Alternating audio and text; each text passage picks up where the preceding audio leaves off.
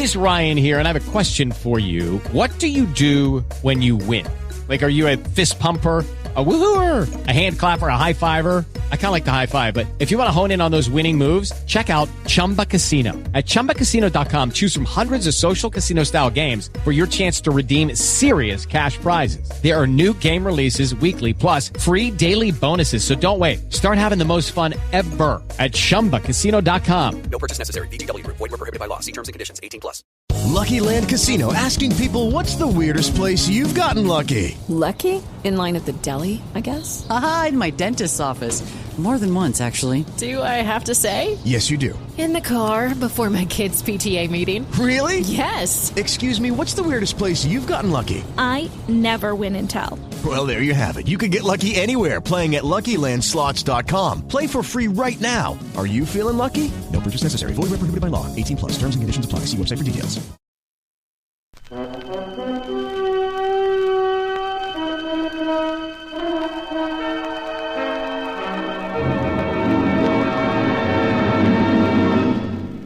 I have been here.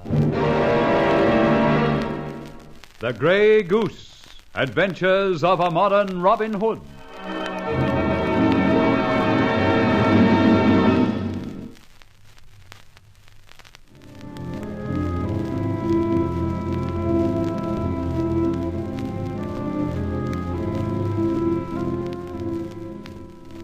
The hunt is definitely up, and thus I have to plan a way out for myself and Charlie Austin. Inspector Ford is even now doing sentry go outside my flat, and I was only able to get in and collect a few valuables through the agency of a painter friend of Charlie Austin. Disguised in overalls with a generous amount of whitewash over our faces and hands, and carrying ladders and planks, we looked the real thing, and commenced work on my flat. Then I left, ostensibly for some more paint, even exchanging a word or two with Ben Ford in the hallway. He didn't see through my disguise, fortunately, but from a casual remark he made, I knew that at last he was ready to pounce. That evening I met Charlie Austin at the painter's yard, having already telephoned Barbara to meet us there. So, it's all over, Rolly. Definitely, Barbara. What are you going to do? Get out of the country as fast as I can. But how? Your passport's useless and Charlie hasn't one. And unfortunately, my dear, this is not the open season for channel swimmers. However, I've still got the little motor cruiser at Burnham. We may make the French coast in that. But everybody in Burnham knows what boat belongs to who. Of course, but there's nothing to prevent my taking her out, providing I do so before the hue and cry is up. And that means we must waste no time getting there. I'll drive you down. Ooh, no fear. The police know the number and style of my bus, and the road patrols and village cops will be warned. I'll use my car. Oh, more dangerous than ever. Should they examine cars making from the coast, you'd be associated with us. No. So far, you're in the clear, and the hole in the wall of your flat has now disappeared, so there's nothing really to connect you with the Grey Goose. So, we've got to say goodbye, then. Yes, my dear. Your father's on the point of release with a free pardon. You'll want no complications. How can I say how grateful I am? By saying nothing. Oh, Rolly, how I wish... Don't say it, my dear. It's better as it is. Don't let's think of those saddest words. You know, it might have been. Shall I see you again? Wherever I end up this chase, I'll drop you a line. Mind you, it may be from Dartmoor. Don't joke about it, please. Okay, we won't. You've been a grand little partner, and we've shared some mighty close scrapes. Now, this is one you can't share. Mr. Hex, the inspector. He's just got out of his car up the street and he's coming this way. Good heavens. Oh, thank goodness we are still in our working clothes. But how are we going... Yes, I think I know how. Come on, Barbara. Now, Charlie, we're going to tidy up this yard. Barbara, you hide behind these boards, quickly. Right. Now, Charlie, start sticking the ladders over on top. Come on, busy it is. We're doing a bit of overtime.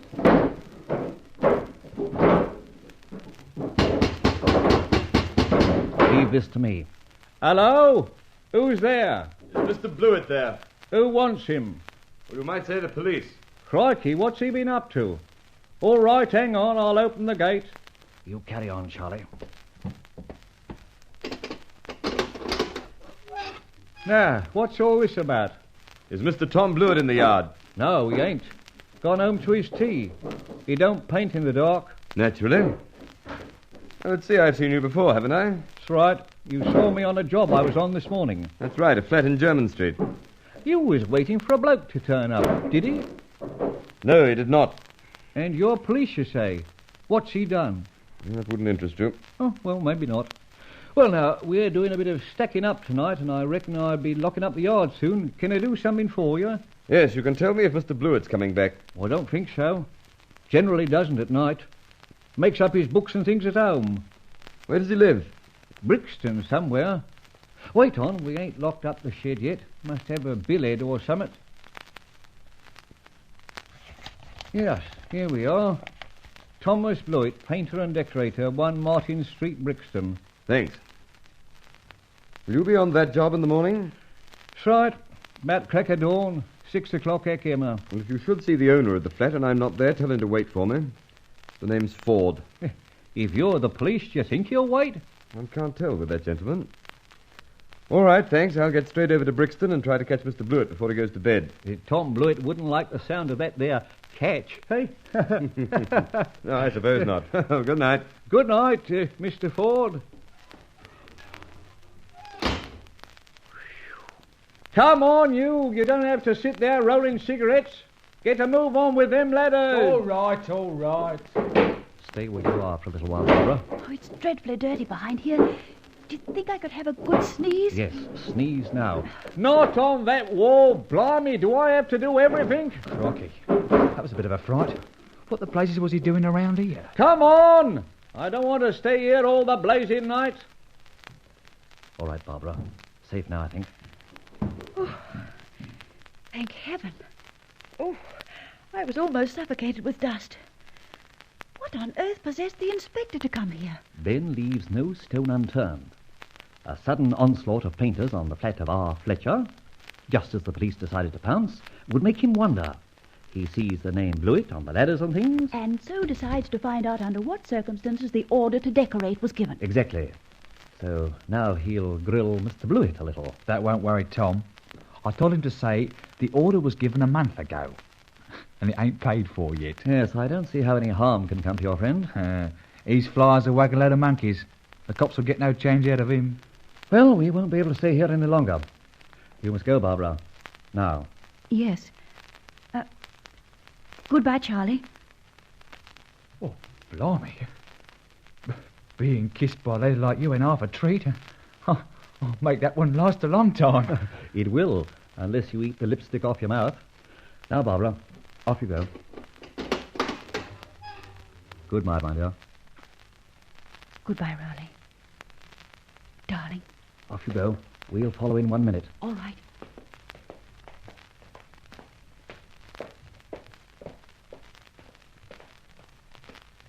Oh, blimey. That girl was a little trimmer. Can't think why he didn't get spliced. The saddest words. It might have been. Oh, come on, Charles Austin. It's our turn. We're for the Queen's Highway. Hope our feet will bear us. Mr. X, Tom's truck's in the yard. Why don't we use it? My head, yes. Do you think he'd mind? Not a bit. We could get out of London and well on the road, then ring him up, say 10 miles out of town, and tell him where it's parked. In that case, Charlie, start her up.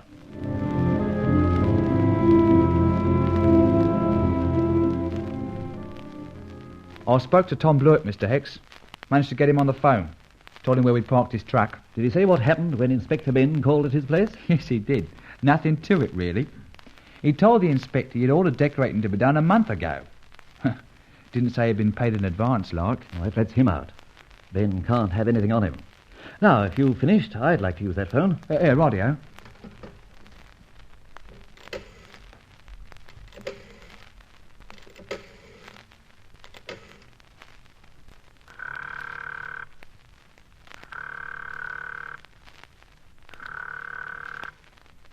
Special, Section D.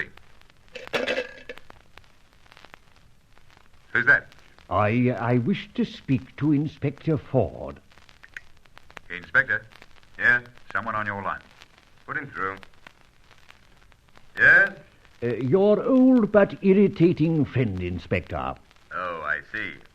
And who are you this morning? Rolland Fletcher or the Grey Goose himself? Oh, now, look here, Ben. That remark is a bit offensive, you know. You're assuming a little too much, aren't you? I'm assuming nothing. Adding up a few safes, a few feathers, plus a frequent series of burglarious entries, minus some bits of valuable jewelry, totals, to my mind, one Rolland Fletcher. Your arithmetic doesn't do you credit, Ben.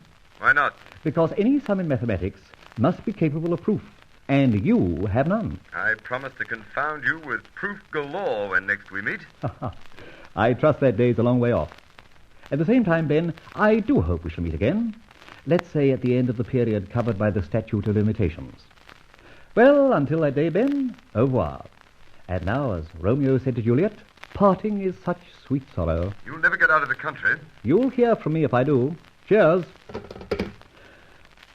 Right, Charlie. We hitchhike to Burnham-on-Crouch and the good ship Silver Bell. Fortunately, I keep her filled up. We'll have to keep pretty far we get to pick us up. That's just it. We wait for parked lorries and stow ourselves in the back. After dark, of course. Then for the boat and a lonely bit of the French coast. After that... Yeah? What? Bribe our way aboard a ship bound for Rio or other ports in the South Americas. Come on, comrade. Advance. March. March? Do you know what I think? No, what do you think? I reckon we could afford to do the goose step, eh?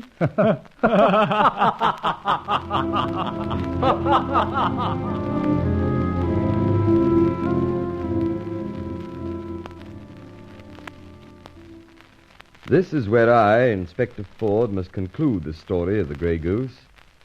Well, as far as possible, that is. There's no doubt that he outwitted me, and of course the rest of the Scotland Yard personnel. I, of course, successfully penetrated his identity as Rolland Fletcher. But, as he himself said, I could not produce definite proof. That is, proof to satisfy a judge and jury. At any rate, we managed to track him to the Essex coast. Thence to France, where we found the wreck of Fletcher's motor cruiser, the Silver Bell, on a beach, just off Cape Finisterre. We thus assumed that he and his confederate, Charlie Austin, had perished. But it was a calm sea that week, and I'm not entirely persuaded that that is the last we shall ever hear of that elusive Grey Goose.